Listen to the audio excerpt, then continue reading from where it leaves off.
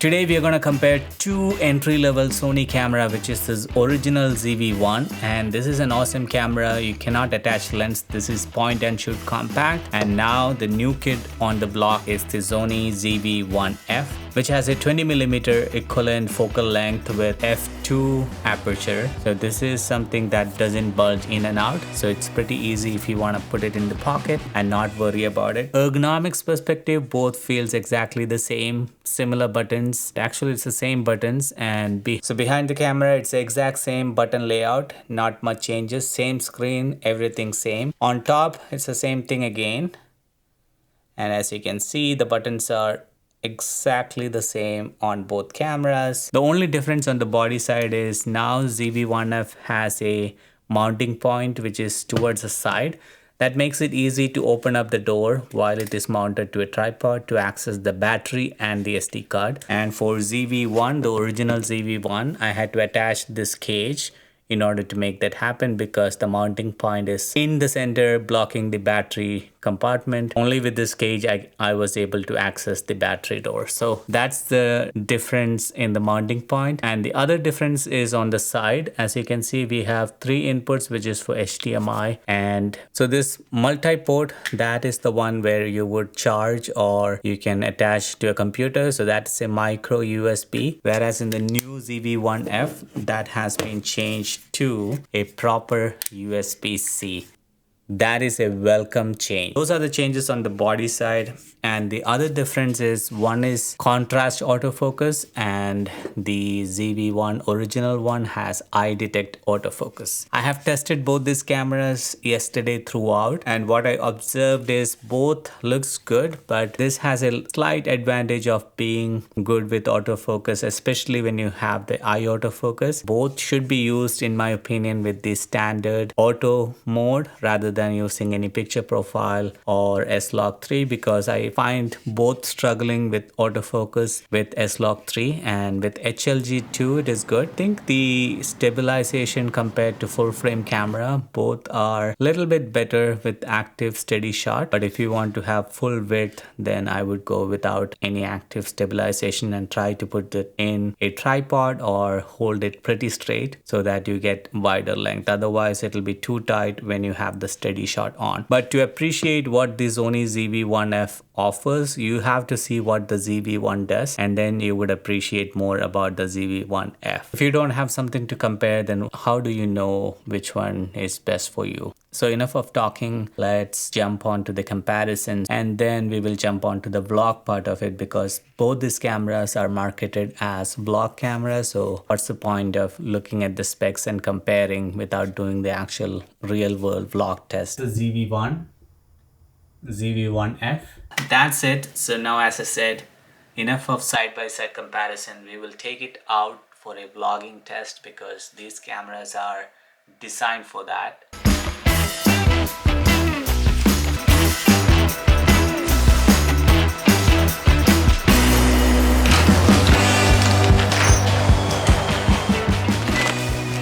Yeah, definitely you can vlog in this, and you guys can see that it's not too tight. Little bit of me and the background here, so it is doing all right. So this is how it looks like.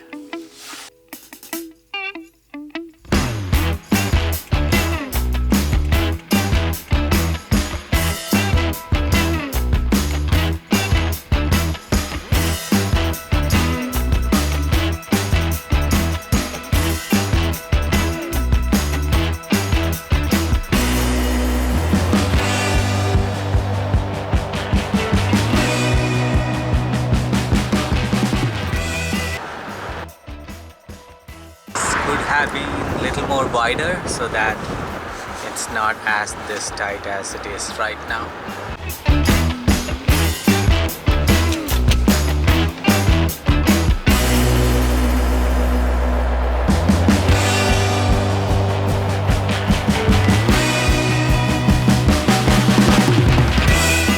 We'll go home and open it. It's gonna be yummy for sure.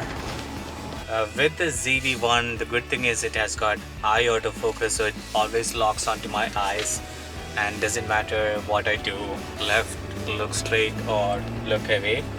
As soon as I look at the camera, it puts the focus back on the eye, and that's the good thing with the ZV-1F. They have taken that out and they have put back as contrast autofocus, which is based on what it says as high contrast on the screen. It focus on that, so sometimes it can miss the face, but that's a good thing with the ZV-1, the original ZV-1, that it always locks the focus on the eyes, which is excellent.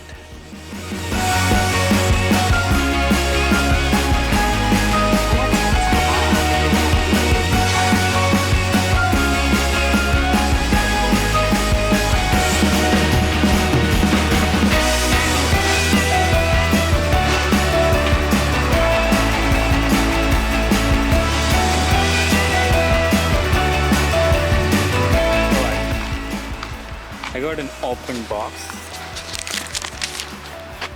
This should be fine.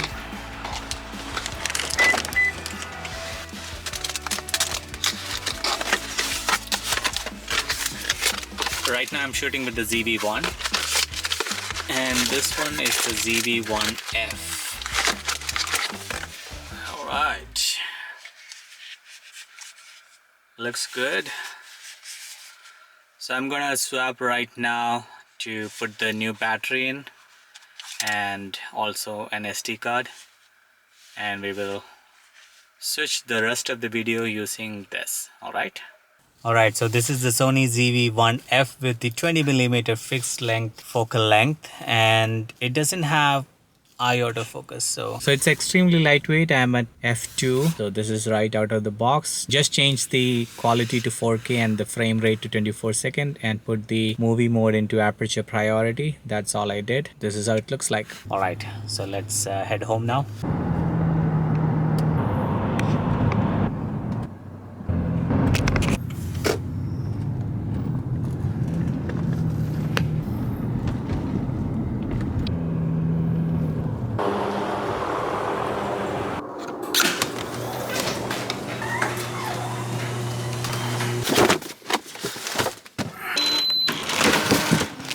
So right now I put it back on the autofocus, so I have to see whatever I shot in the car, if it was manual focus and if it was autofocus because of that reason. So right now I'm feeling thirsty.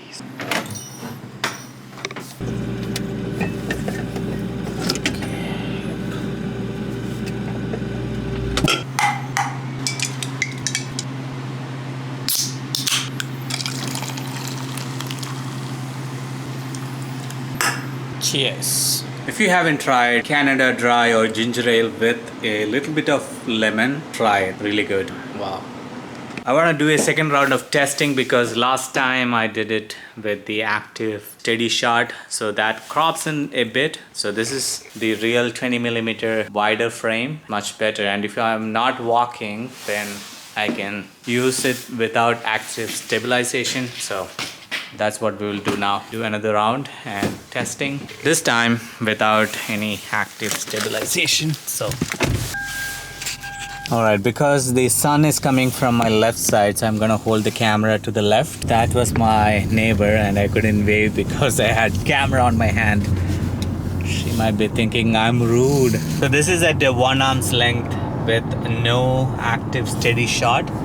So the steady shot is off, so that way I'm getting the full bit of a 20mm equivalent focal length, and that's pretty good actually for vlog. Only thing is you have to extend your arm out fully. If you hold it something like this, it's still doable, but I feel it's little tight. But if I'm doing long drive and I'm continuously talking, then I can just rest my arm on the arm pad like I'm doing right now. And if I wanted to have a wider shot, then extend the arm, and that way it will get little more frame in the shot. So these days Sony is providing active stabilization using the Catalyst Browse software, so I'm not worried about turning on active stabilization on the camera.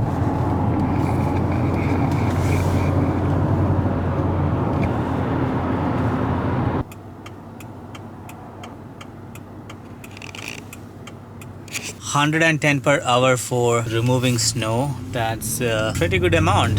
Alright, end of the day you should have a camera that you feel comfortable using it in public, and it's easy and convenient for you to carry and take it along with you in your journey all the time. So that's what is important. But if you have a camera that is super high-end but you're not able to use it, then what's the point? So anyway, right now I'm outside. There is highway behind me, little bit of wind blowing, and this is how ZV-1F sounds like with the onboard microphone and the dead cat on. Alright, so we will wrap up here and we will go inside home and check out the body and the difference between ZV-1F and this original ZV-1. Both are awesome cameras. We are just starting out. Both of these cameras will do good. Alright, let's go.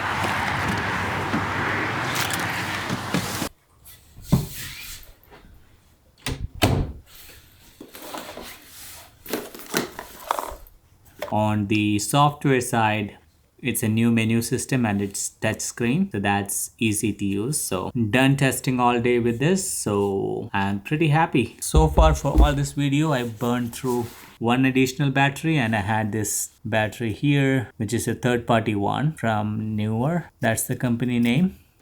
In the box, as I showed you, it just comes with the USB-C cable and wind protection stuff, but this is from the original ZV-1.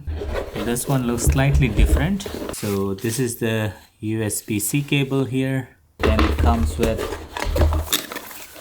let me sit down. Then it comes with all the manuals. Obviously it had a 40.5mm lens cap, tiny lens in front of it. I don't think I'm gonna scratch it. Finally, it has, this is the dead cat that it comes with. I mean, it looks so ugly, but it is very thick and dense compared to the one that I have got here. This is from the original ZV-1, and this is what we get with the ZV-1F. Maybe this is a better one, who knows. Yeah, looks like a tight fit. For the camera, that's too big. I think at least this one was like flat. It needs a haircut for sure, or I may have to spike it up. Looks funny though. Overall, pretty good camera for run and guns, and it is so convenient to use. Pretty intuitive. So I put everything in aperture priority mode. The color science looks better than the original ZV-1. At least it is to my liking. It is similar to the Canon colors. So who do I recommend this camera to? So if you're just starting out, look for ZV-1F because this is the cheapest. Has almost 90% of what ZV-1 has. And the advantage of using this is you can start with this, and somewhere in Best Buy or other outlets, you should be able to find an open box of the same camera, and this would be $100 cheaper. So that's how I got it, and that's a good entry point if you're switching from shooting from a phone to using a dedicated camera. Once you are okay with all the things here and you want to move up, I would say rather than moving up to ZV-1, move to ZV-E10. That's what currently I'm shooting. The advantage of ZV-E10, even though it is the same sensor, is that you can have lenses interchangeably. So you can put on nice lens such as the Sigma 1.4 that I'm using right now and get a better shallow depth of field. That means blurry background. And if you already have a ZV-1, then I would say stick with it. No need to go back to ZV-1F unless you want a fixed length lens that doesn't go in and out, so that when you put in the pocket, it doesn't bulge in and spoil the lens or break the lens. All right, so that's the only thing I can think of. I've been impressed with what ZV-1F has to offer, and I tested it thoroughly, and I think this is a good camera if you're just starting out and if you want to get into having a dedicated video camera for your YouTube videos. This is good for cooking, beauty vloggers, because it has a feature called soft skin that makes your skin nice look, taking out all the blemishes. So this is good for that. I'm gonna end here, and since you watched all the way till here, I'm sure I did my editing okay. If you have any suggestions, comments, or any questions related to ZV-1 in general with the ZV-1F, or how it compares, or anything else that comes to mind, let me know in the comment section below. If you're new here, consider subscribing for more camera related videos and just typical vlog style videos if you are interested into that. Alright, so give this video a like, share it with your friends, and I will see you in the next one. Take care. Bye. Well, if you're thinking why do you need to get a small compact camera, something like a ZV-1F, here is the answer.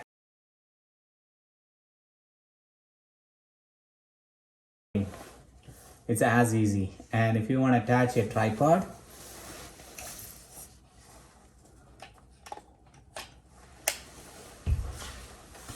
I'm all set. So tiny that can fit into your pocket, both the tripod and the lens. And that's convenience, and hence if someone is looking to use ZV-1F as a pocketable camera, definitely try it out. This lens doesn't zoom in and out, so you can keep it in the tight pocket and not worry about accidentally turning it on. Not a problem. So when you're done, take it out and then you are all set. All right, that's interesting. This is the first time I'm seeing eye frame on the ZV-1F. It did not had eye autofocus in the menu, but for some reason right now it's actually tracking my eyes and it's keeping me in focus. So that's excellent. And this definitely has the eye autofocus, so that is locking onto my eye and that's doing it perfectly.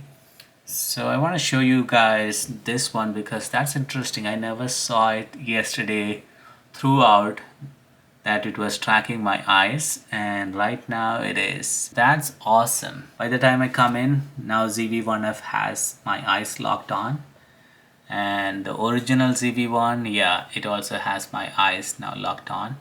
So both cameras are actually pretty good in the sense it's doing a great job tracking. I think the good thing to know here is definitely the zoom in. It's 24mm on the ZV-1 and 20mm on the ZV-1F. Alright guys, so time to let me know which one you prefer, the tighter shot with eye autofocus or the wider shot contrast face detection. With the contrast autofocus, which is actually doing the same thing as eye autofocus, I think maybe it's because I'm inside a controlled lighting environment, it is doing this thing. The other thing I noticed is on the ZV-1 there is an ND filter option which you can turn on and turn off. There is no such options in the ZV-1F, and ZV-1 also has a high frame rate option to go up to 960 frames per second, something crazy, and ZV-1F doesn't have that. It can go only up to 120 frames per second in slow motion HD.